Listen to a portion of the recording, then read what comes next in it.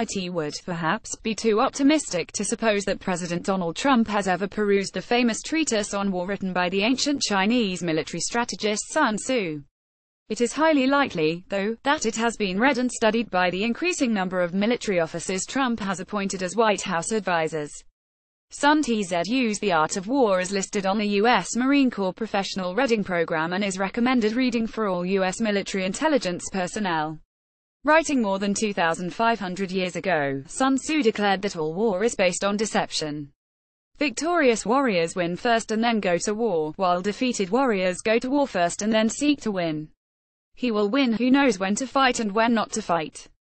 In the light of the warmongering between the US and North Korea, the question is, does Trump, any more than any American president for the past 50 years, know when to fight and when not to fight? John F. Kennedy learned a lesson the hard way with the Bay of Pigs disaster, but his subsequent handling of the 1962 Cuban Missile Crisis was masterly, and textbook. Sun Tzu, who advised the supreme art of war is to subdue the enemy without fighting.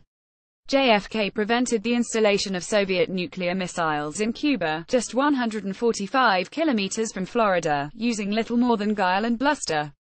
The Soviet Union blinked first when confronted with a military blockade to its delivery of missiles to Cuba. Not a single shot was fired to overcome a potential existential crisis for the U.S.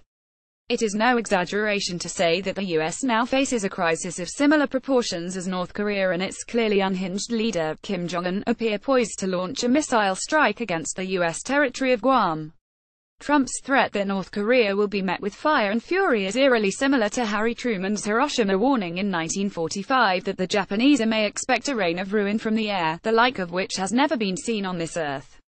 North Korea is a puppet state of China and, in some respects, its nuclear program mirrors that of the Chinese in the 1960s. The US learned to live with that because China's nuclear ambitions were strategic, and exercising calculated restraint designed to break the superpower monopoly rather than threaten the US or the Soviet Union directly.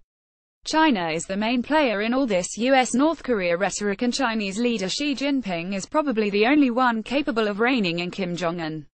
The Chinese have already indicated that they will support increased sanctions against North Korea, even though this will cost them economically.